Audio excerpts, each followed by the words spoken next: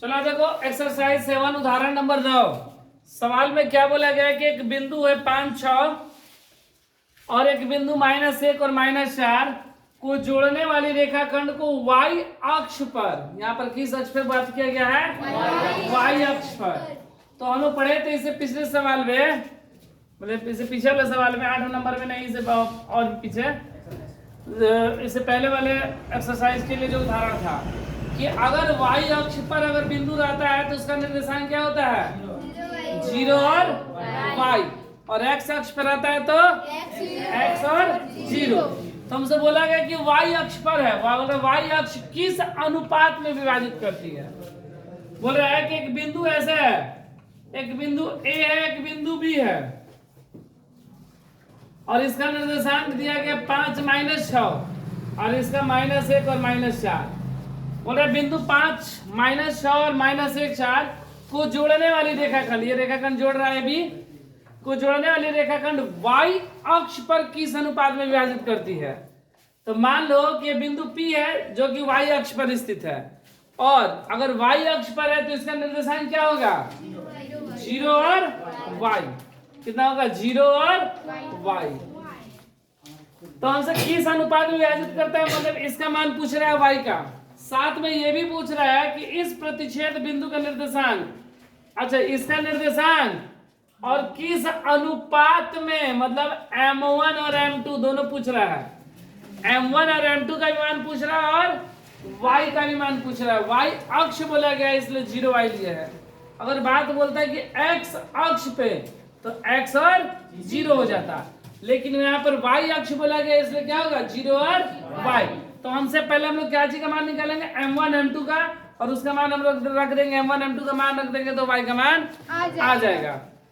तो x1 बराबर 5, y1 बराबर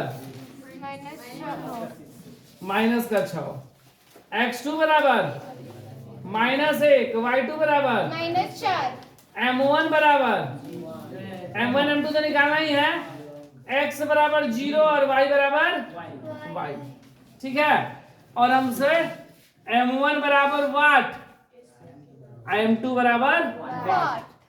ठीक है, और विभाजन सूत्र का हम लोग यहाँ पे उपयोग करेंगे। कौन सा? विभाजन सूत्र। तो सूत्र क्या होता है? P का निर्देशांक विभाजन सूत्र बराबर क्या होगा?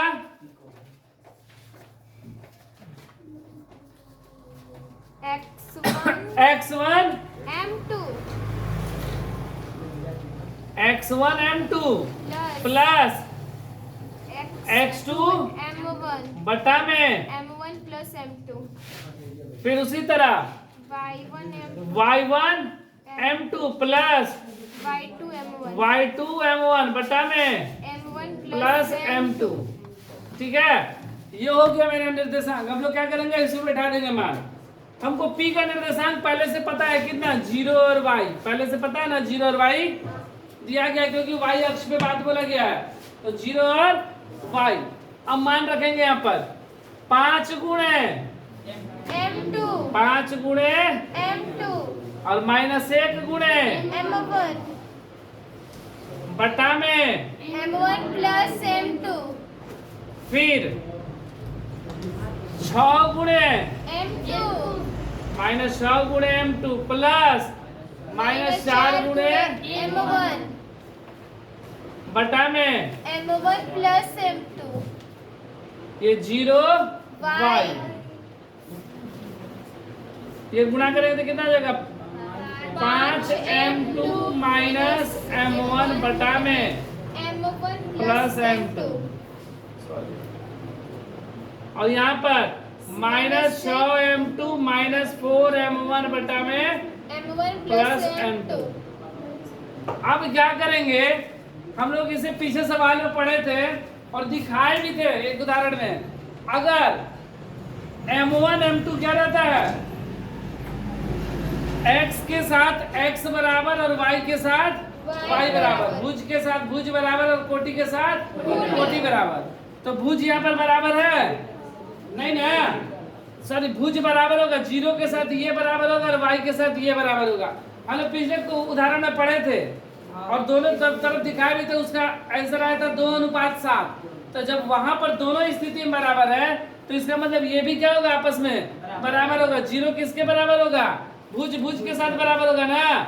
तो भुज की तुलना करने पर, भुज मतलब एक्स की तुलना करने पर, तुलना करने पर, तो जीरो बराबर 5m2 माइनस m1 बटा में m1 प्लस m2। अब जीरो में इससे गुणा होगा तो क्या हो जाएगा, जीरो ना। जीरो में किसी चीज से गुणा होगा क्या हो जाएगा, m1 प्लस m2 बराबर 5m2 माइनस m1। ये जीरो बराबर 5m2 माइनस m1। ये माइनस का इधर आएगा तो m1 बराबर 5m2। ये 5m2 गुणा में इधर आएगा तो m1 बटा में m2 बराबर 5 बटा में कुछ नहीं थे, मतलब 5:1। हमसे क्या पूछा गया था, किस अनुपात में विभाजित करती है, तो 5:1 में। और क्या बोला गया है सवाल में कि इस बिंदु का निर्देशांक भी ज्ञात करना है, मतलब y का हमको मान भी ज्ञात करना है।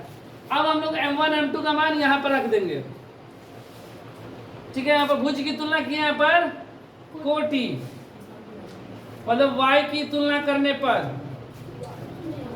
तुलना करने पर, तो y बराबर -6m2 माइनस 4m1 बटा में m1 प्लस m2 -6m2 का मान कितना, 1 -4m1 का मान 5 बटा में m1 प्लस m2 5 प्लस 1, तो ये कितना हो गया, -6 माइनस 20 बटा में 6, 20 6 26 माइनस 26 बटा में 6 कट जाएगा, 3 13, तो y बराबर -13 बटा में 3। और हमसे निर्देशांक पूछा गया है ना, तो p का निर्देशांक कितना हो जाएगा, p का निर्देशांक 0y ना, तो कितना हो जाएगा, 0 और y का मान -13 बटा में 3।